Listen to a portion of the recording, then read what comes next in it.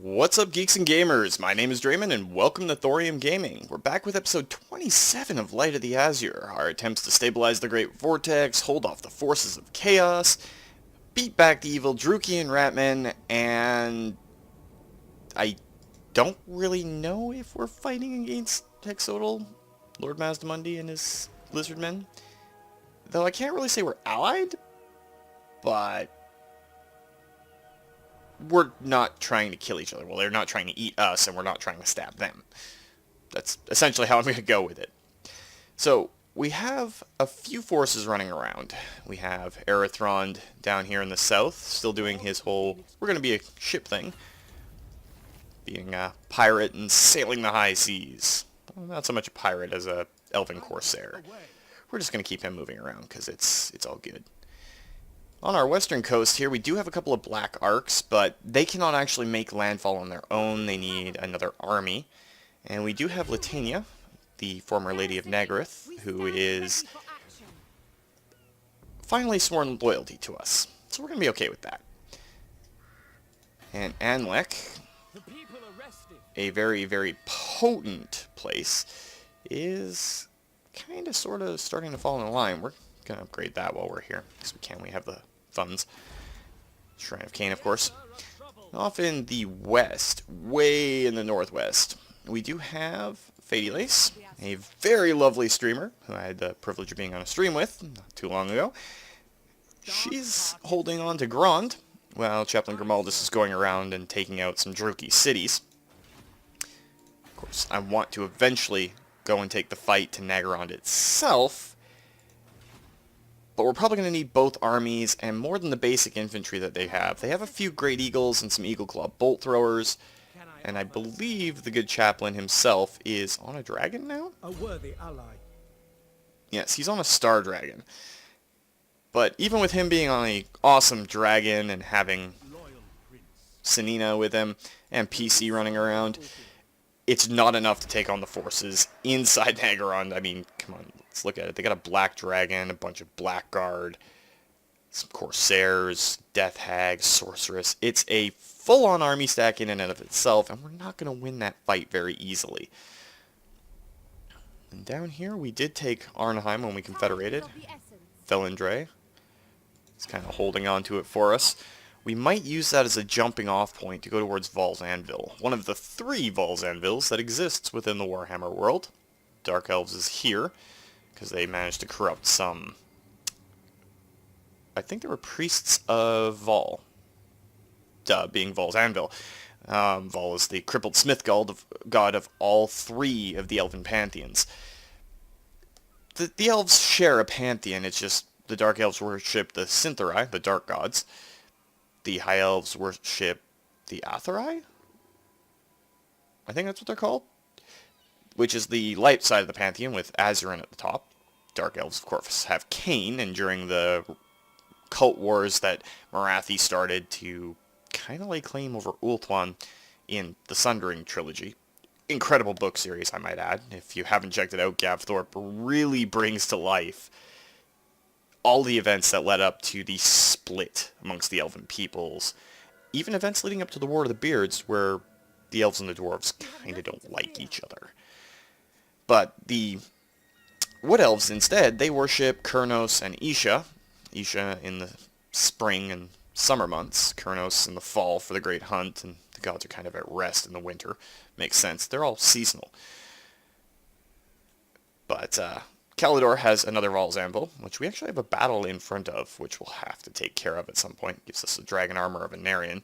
Anarion being the great hero and Malekith's father. But that kind of didn't play out when Malekith was rejected by the Sacred Flame of Azuran in the Shrine of Azuran. So, there's that. Now, on our east coast, we do have a little bit of contestation. We got the Pirates of Sartosa moving in to fight Yvresse. We have a large Yvressian force right here, which we'll probably take care of next turn. And we do have a Chaos army that has a lot of heavy cavalry. Like 4 units of Chaos Knights with lances, a single unit of Chaos Knights with swords, Chaos Hounds, Chaos Trolls, Chaos Chariots, I'm saying Chaos a lot, Warriors, and the really big part, the Chosen. they can take our Phoenix Guard on in a one-on-one fight and win. And our Phoenix Guard know exactly when and how they're going to die. They're fearless. Can't say anything, though, because they've been inside the Shrine of Azuran, seen all Phoenix Kings past, present, future, and even their own deaths. They cannot reveal that knowledge. They're magically bound to it. And Kothik, of course, we're kind of at peace with right now. They do have a leader, Sarah, on a... Is it a Star Dragon? I'm not really sure. I think it's the weaker of the two dragons. It's a Moon Dragon, I believe. And she's kind of running around. Hopefully we can confederate with them eventually, because I don't want to go to war with them. Now, Iolair we had scouring the Inner Sea to try and get his hands on some more wrecks that have just been popping up in here. Every little bit of gold helps right now, and we definitely want to go towards that. But we are kind of reaching a milestone too. This is going to be turn 150, and let's let it go over to the other nations and see what they do. Like I said, I'm not really too sure what's going on with the other ones. Rana, of course, was one of the lore masters we inherited when we confederated with, I believe it was Avalord? And I'm pretty sure Chipiotl, hopefully saying that right, is a Ratman city. The Altar of the Horned Rat is obviously a Skaven city. I would be tempted to go after either that or the Shrine of Sotek. They're very far away from Ulthuan, though. They're a ritual resource site, so extra tablets for us. Then extra Scrolls of Hecate for the Druki, bronze or ancient plaques. I don't remember which one they're called for the Lizardmen. And Warpstone tokens for the Skaven? It's got to be Warpstone. They're all about their Warpstone.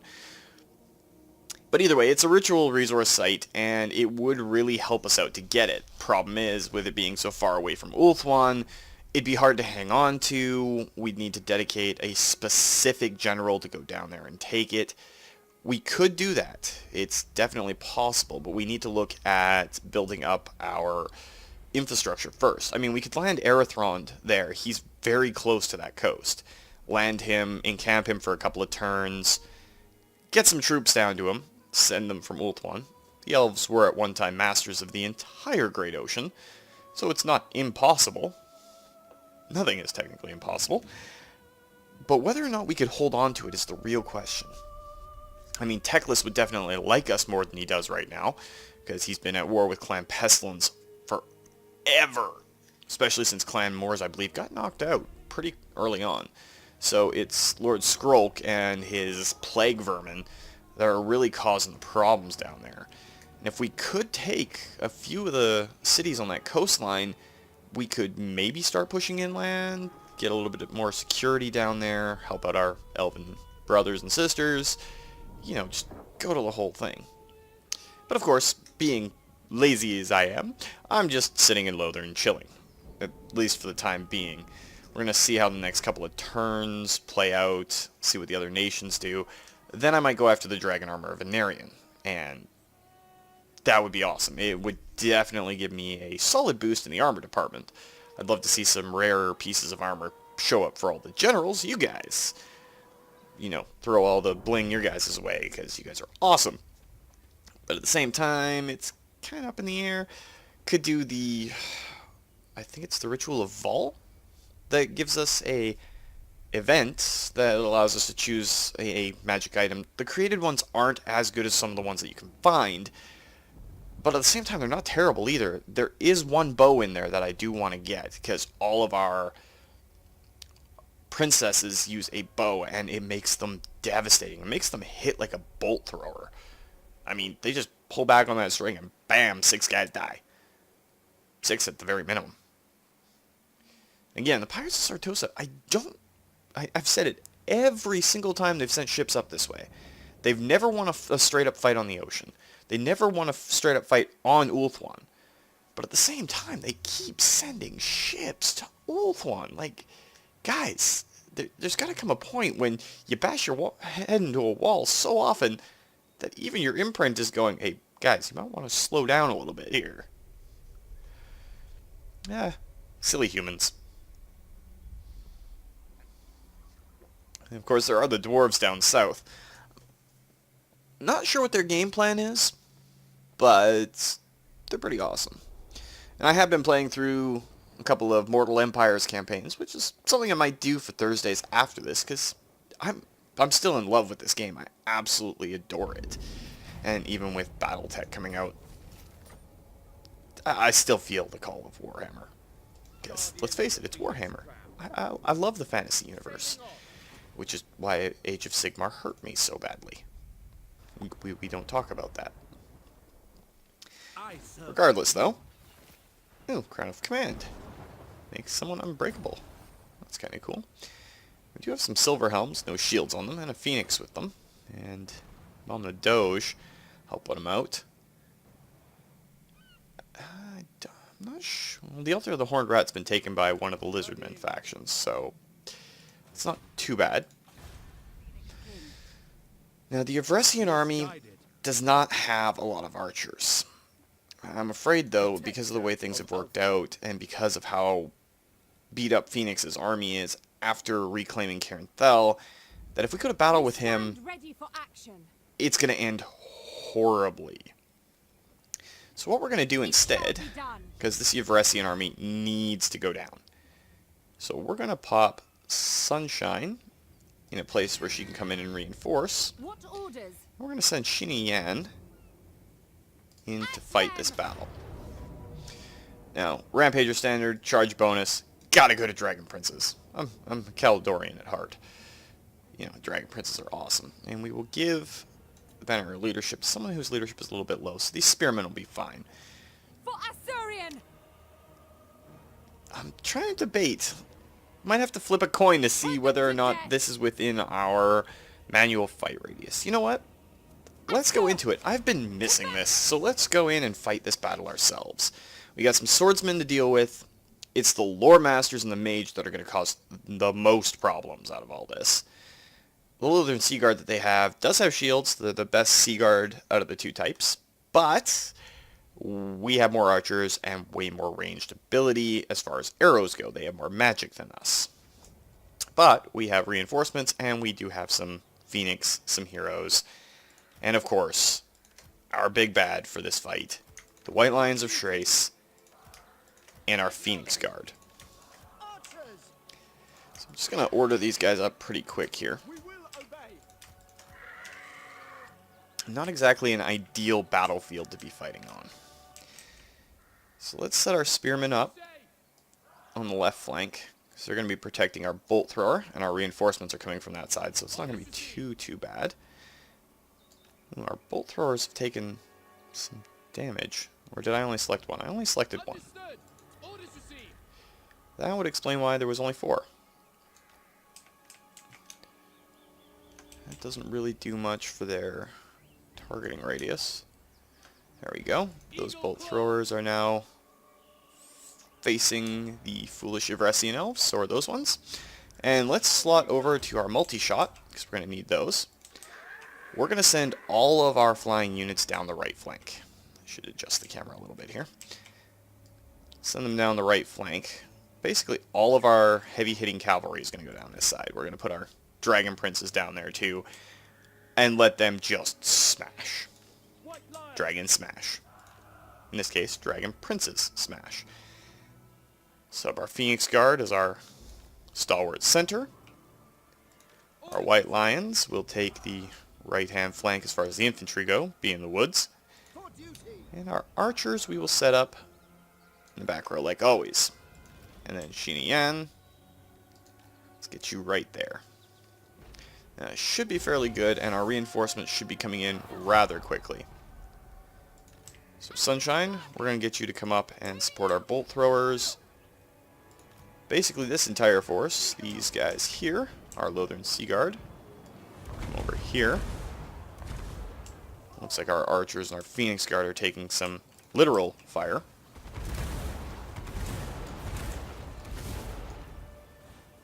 Shouldn't be too bad, but let's get this last Eagle Claw up here and set it up in the bolt formation. We'll pause really quickly. Let's see if we can get our Dragon Princes around to the flank. We know we're going to send our Phoenixes in. Probably to do a bombing run. But first things first, let's get around the flank so we know what we're dealing with. There's one more unit of Lothern Sea Guard we kind of missed. No, that's okay. They can just file in there.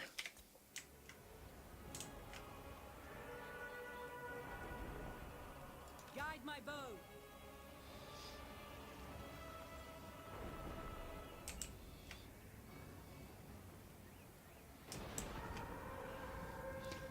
Now, I guess it's time for these Phoenix to come over here and start their bombing runs. We should probably send them in one at a time. It's a little bit easier to control. I'm positive there's a hotkey for this, but let's do a little bit of devastation to them first. Break up their formation so they can't do much when our Dragon Princes come in.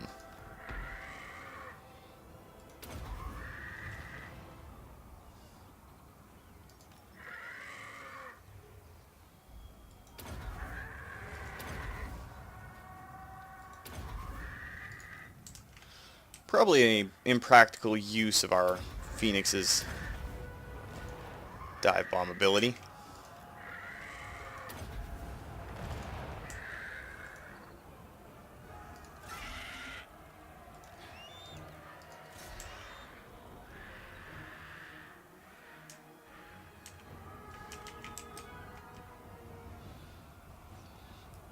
Looks like we're doing fairly okay down the center here, though.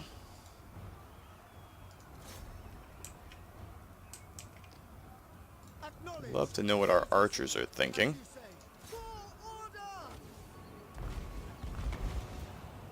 Serve the king. It shall be done.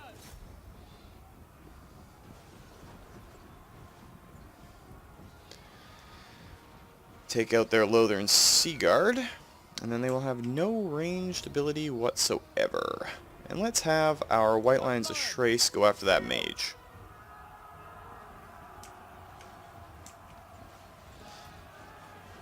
Find where their lord is and send both of our princesses to shoot him.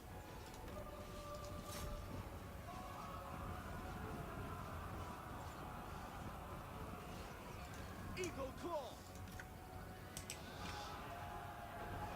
Asur, attack. Lothern Sea Guard.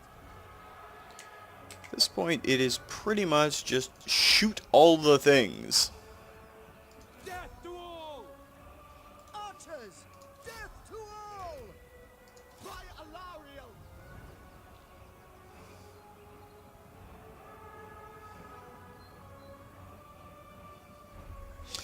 And there we go. We'll end it there because we don't want to slaughter too many of our own people.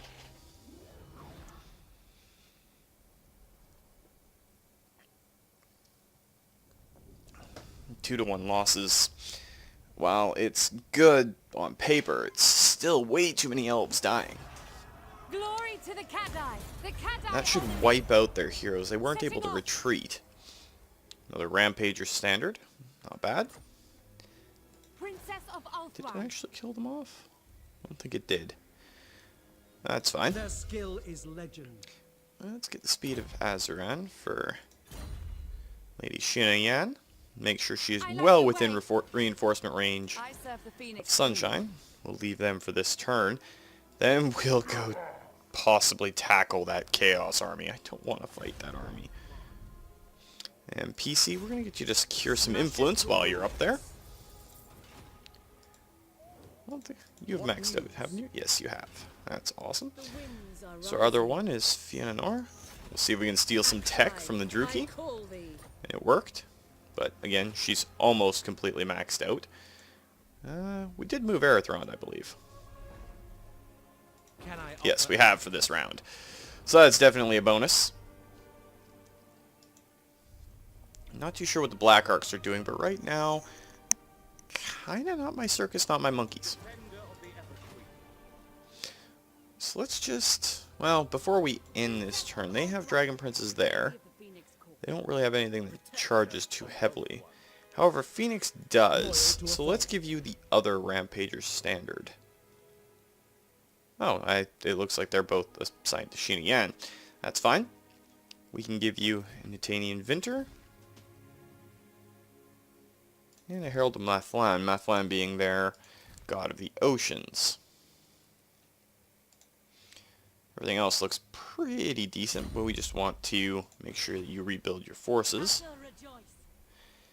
I have some dragons in that army. Let's move down towards Val's Anvil. Alright, let's see what the other nations do, and we'll go through, let them do their thing while we try to do ours.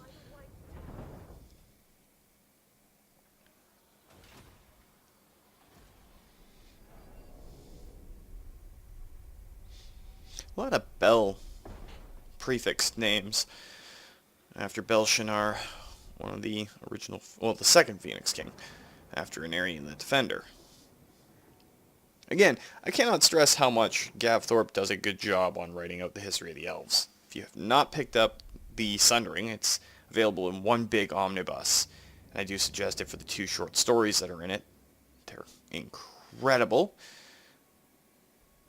It's definitely worth the read if you're into the Warhammer world or just fantasy in general. It does lose you a little bit if you don't have some knowledge of the Warhammer universe, but it's not so much that it throws you completely off. So, highly suggest you check it out. It's great. And there's no promotional aspect to it. It's just, I really enjoy the stories. And I enjoyed Gotrek and Felix right up until they went into the whole shattering of the world parts of things. Read the entire series, and yeah, it was cool. I just disagree with the Age of Sigmar so much. So very much. So, take that as my personal foible with it. Don't let it completely cloud your opinions. Oh, it looks like Pestilence has done the Ritual of Decay. Oh, we definitely know that the Mortuary of Word I Cannot Pronounce and the other one that we saw there are both Ratman cities, because they got a ritual going on. Kinda screams we're Ratmen when it's like, hey, we're doing a ritual and it requires these cities. No hiding that. Kind of takes away one of the chief advantages of the Skaven. It would be nice if they still hid where those cities were.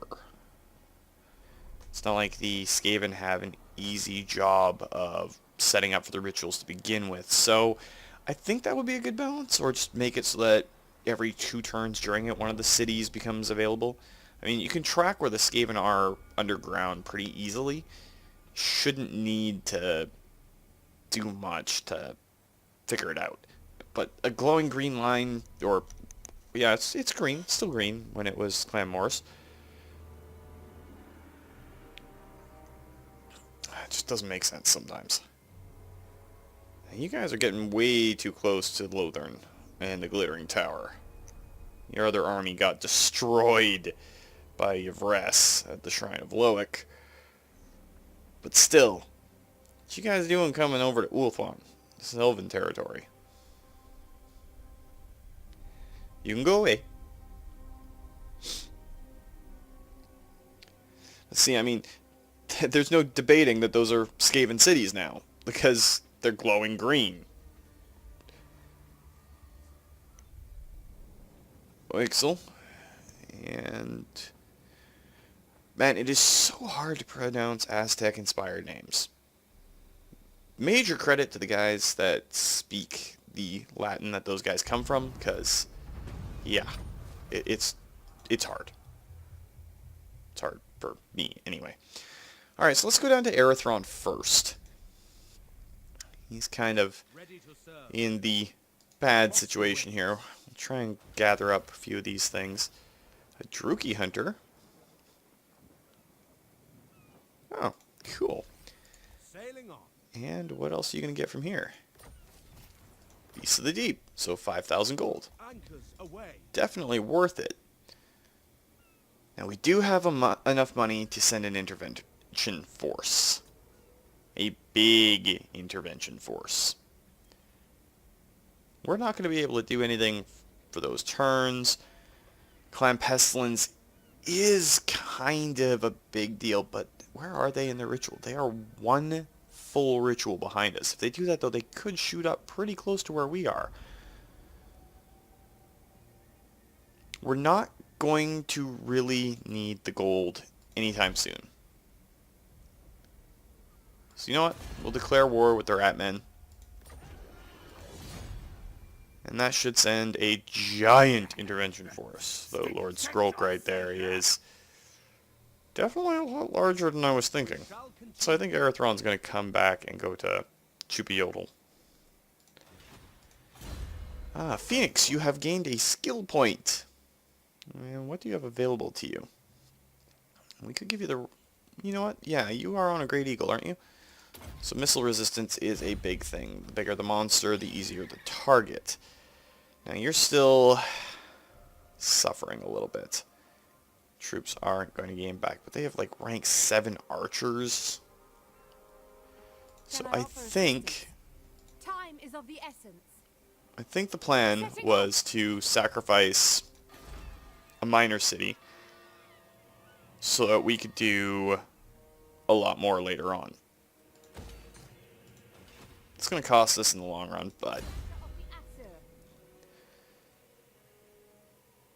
Now, this is a noble. I believe this is with Litania.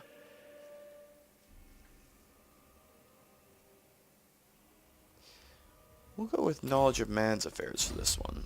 A little bit more income from trade and everything.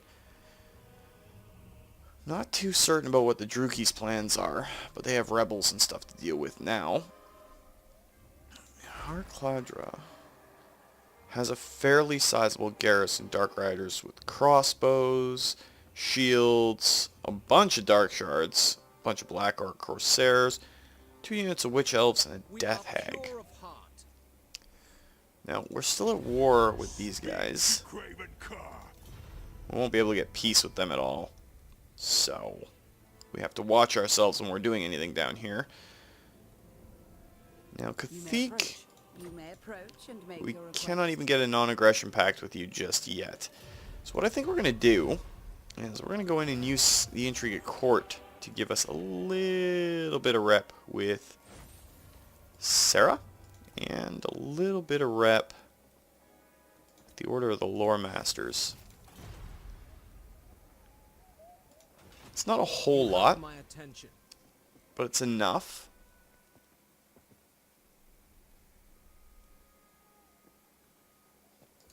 Let's send PC over here to scout out, because the Altar of Ultimate Darkness is a capital. Again, it's fairly well defended. It's especially well defended with that Reaper Bolt Thrower there. Ew.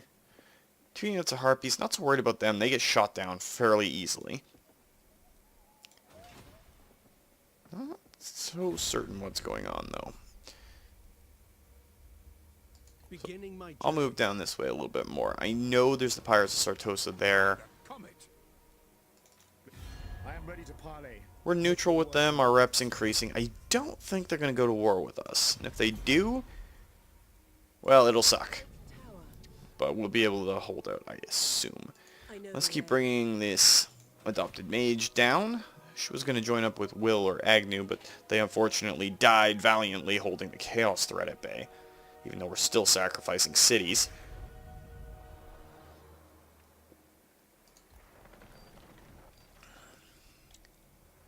See, there is one minor issue. Ooh, that's Malekith himself. Oh, he's on Seraphon. His Black Dragon. Yeah. He is now stupidly tough. I'm pretty sure we saw that before, but every time I see him on that, it's just maddening. I don't remember giving her an Ithilmar chariot, but I guess we did. Just fine. She might have been one of the ones that we adopted. So yeah. Pestilence is down there doing its thing. Let's see what happens on this particular turn. I keep forgetting about Rana on the Inner Coast. Every single turn, I kind of forget that elf is doing things.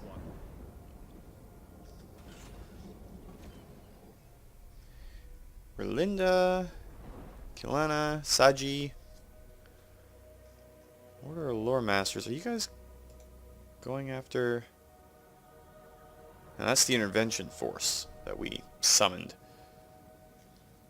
And with any luck, they will take over one of the cities, decimate them, and make it so that the Ratmen can't catch up at all. Having them way far back in the rituals has been incredibly nice. I mean, just not having to worry about them at all has been stupendous. Absolutely awesome.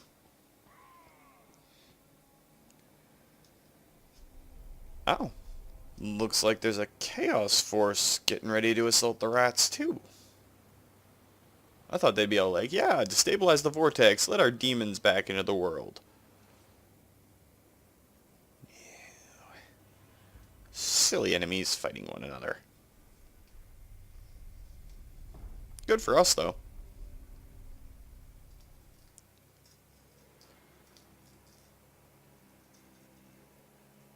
Still not sure what Nagaron hopes to do by having the Black Arcs there. Malekith might be coming over, in which case, that'll be a battle. I definitely want to get up into position in case that happens. I mean, we're going to be fighting him on Seraphon anyway, but just be iconic to fight him. Dragon to Noble Elven Steed, Blade of Frost to Blade of Fire. And there we go. Well, our intervention got wiped out, but it looks like the Lizardmen may have succeeded.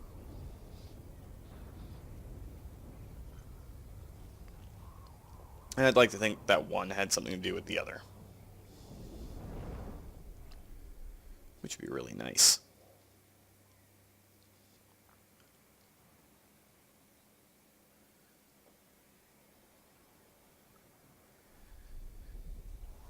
And as beautiful as I think the campaign map is, and you guys have probably heard me ramble on about that enough, the scale is a slight bit off. I mean, it took like 30 days for Maelthenthrir, the red dragon that Imric, otherwise known as Kalidor, the third Phoenix King, rode, to fly from Ulthuan to the colonies in the New World, which would be to the northeast.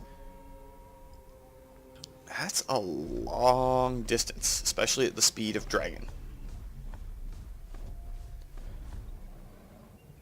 So, scale's a bit off, which is understandable given how much detail is actually in the map, all the minor settlements and everything, and even in the Mortal Empires campaign, there is a lot of sub-settlements and a lot of little nice details. The triple Val's anvils, for example, as I've already discussed, but all of the little kingdoms and everything too, like the errantry wars down in Araby, the Spine of Sotek, all that sort of stuff. It's all in there, and there's so much detail, I think we can forgive just a tiny bit of distance accuracy, or inaccuracy in this case.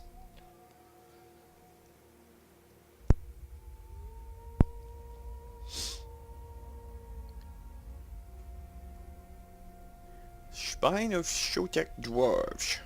And I don't know why I went with the lisps there all of a sudden. I just did. Because I did. Because it's fun. We'll go with that. That's what I'm going with. It'd be nice if there was other ritual sites a little bit closer to the coast, and not in the control of the lizards or the dark elves. Wow, we might actually be able to fight this through. Amraphor, a noble. Fight your elven heart out. I mean, I don't think you're going to win. That's a lot of cavalry. But, if you happen to win, that would be awesome. You do got a couple of white lions, so there's that. And it's a siege battle. We might actually hold out. This could be big. Alright, let's just make sure that all of our Lothern Sea Guard are facing towards Oh. Okay, so it's this wall that's getting primarily assaulted, not the other one. We will obey. So there are 3 units of axe infantry down there.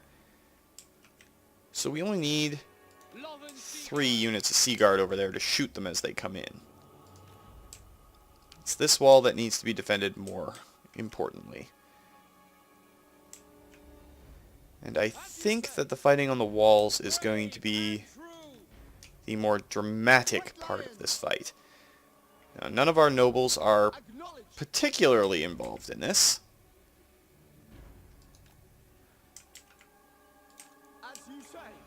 So our nobles are a little distance away. But if this defensive force can hold on, can keep the forces of chaos at bay, that would be fantastic. Now, one of the things we are probably going to do... Can we actually... We cannot deploy outside the walls.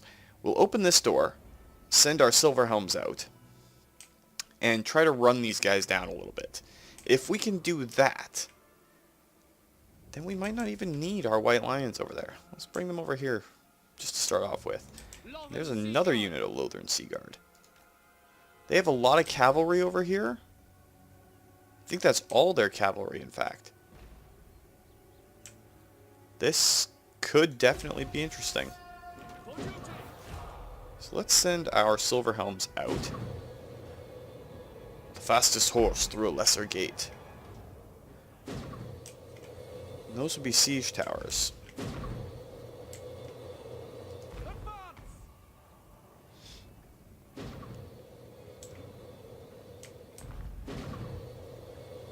Well, cavalry can't go up the siege towers anyway.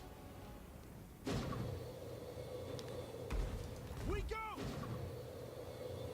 I'm wondering if we can block them with our cavalry at all. We might actually have to pull 1 unit of lions As you around to say. this side. Loyal.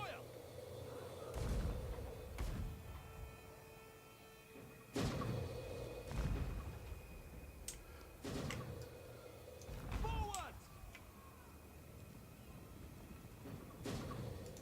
Silver helms. As you say. If we can just even slightly block these guys from getting to the walls, that would be great. Just slow them down. And it looks like they're just straight up pushing our silver helms out of the way. We away. So those young nobles are going to have to go and sell their lives very dearly. I mean, their cavalry force, they're entirely reliant on opening one of these doors. It shall be done. Let's just pause really quick and make sure all these Lothern Sea Guard are prepped in melee stance.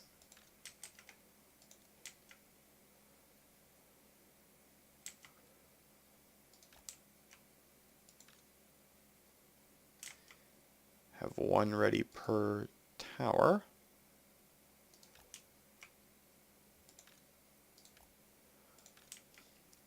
Have our white lions ready to jump in wherever anything happens. For duty. Ancestors.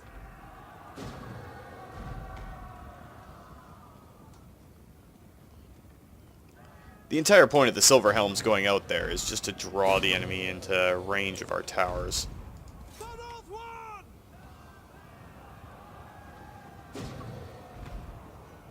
If they can hit and fade, Quickly now. we can just draw the chaos forces into range of our Asur. towers. We will obey. Attack. It's pretty much sacrificing our young nobles to buy time. Advance. March.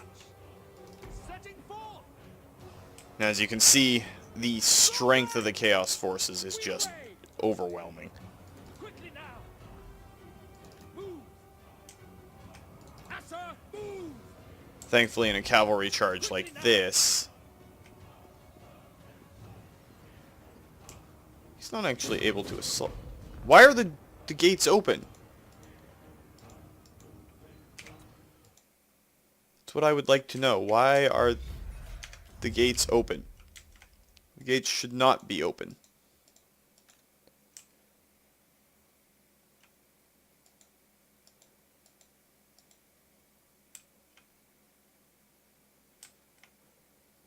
Okay, this could be bad. They've gotten inside. We're still holding the walls there. That door's closed.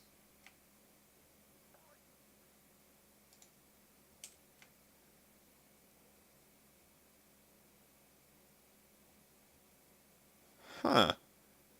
That is very, very strange. Silver helm. White lions, for duty.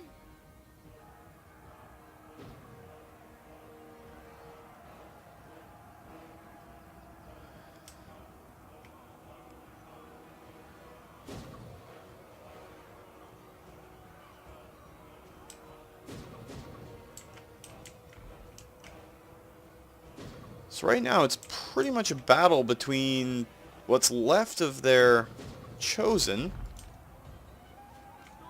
Attack! Oh, their chosen knights anyway. Oh, they have a ton of stuff in here. We're probably going to lose this now. I was so intent on watching the other side, it looks like the trolls just straight up ran through the doors. Orders received. It will be done. We away. We're losing fairly significantly here, so we're going to send our white lions and a few of the Lothern Sea Guard units down there. Lothern Sea Guard. For duty. For Ulthuan. Orders received. Without fail. Sinner! I mean, even the white lions up on the wall can't deal with those chosen.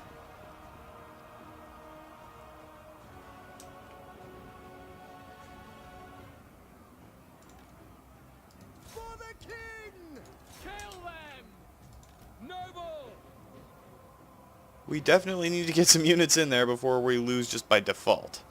Turning our archers around really helped, but I think this is their battle now. We're not going to be able to fight through these forces and get there that quickly. Lothern Sea Guard. By your command!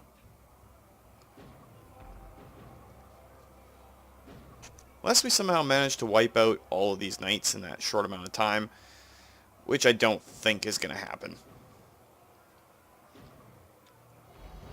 We essentially have 76 seconds to get there.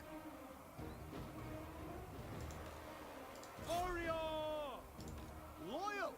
That said, though, we are not doing too badly there. We might be able to hold it. I know these guys are pretty much just doing a delaying action. More enemies that we can break down from this, the better off we're going to be. Lothern Sea Guard!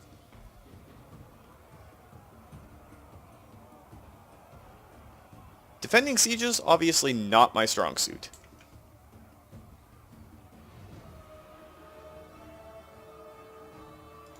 Noble Lord.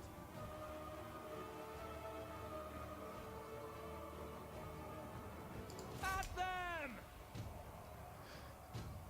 Well, if we can cause a lot of damage to their troops, we are pretty much resigned to losing this fight anyway. And in back of my mind, I'm just hoping that a lot of these soldiers basically flee from here and they're showing up as the reinforcement troops that are restocking our armies. Every Chaos Warrior that falls here, especially the bigger things like their monsters, helps us out. So it was definitely a valiant defeat, taking down almost equal numbers of Chaos Chosen and Knights with lances. I think we destroyed an entire unit of chariots too. You know what? That's not bad. Not bad at all. They're going to torch the city. And on our next turn or two, we're going to go in and deal with them.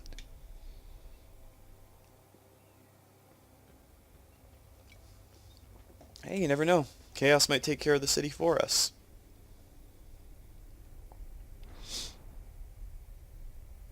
I should really start fighting more of the battles, though. It looked like we turned that around for the better.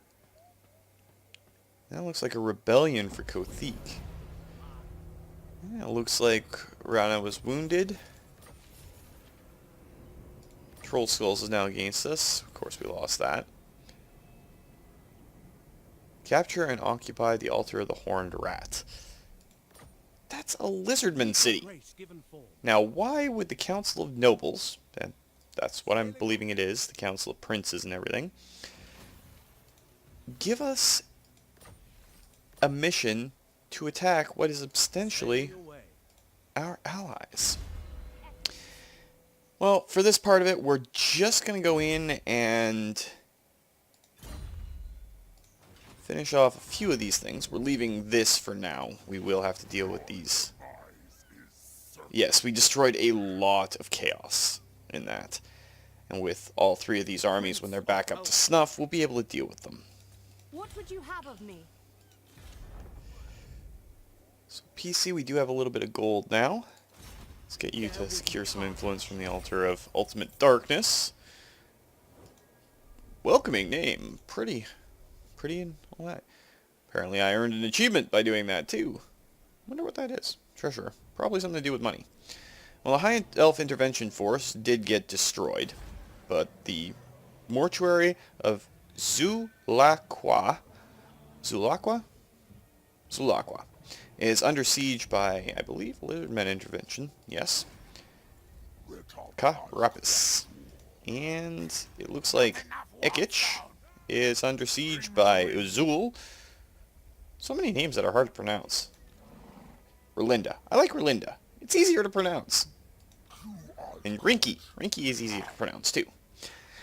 But that's probably a good place to end it for this week, guys. It's good to be back and having fun with all the elves and everything. Our ritual will be done next turn, which will be awesome. And we'll be able to push back, destroy this Chaos Intervention, make sure that Ulthuan's secure, finish off Yvresse, and start working towards peace with Kothik to eventually confederate with them. But if you did like the video, guys, please consider hitting that like button. If you'd like to join up with the 232, possibly pop up in one of the Let's Plays we run, or just to be part of our community, just hit that subscribe button, and make sure you turn your notifications on so you don't miss when a new video goes up. But remember, guys, life is a game, so play to win. And until next time, take care.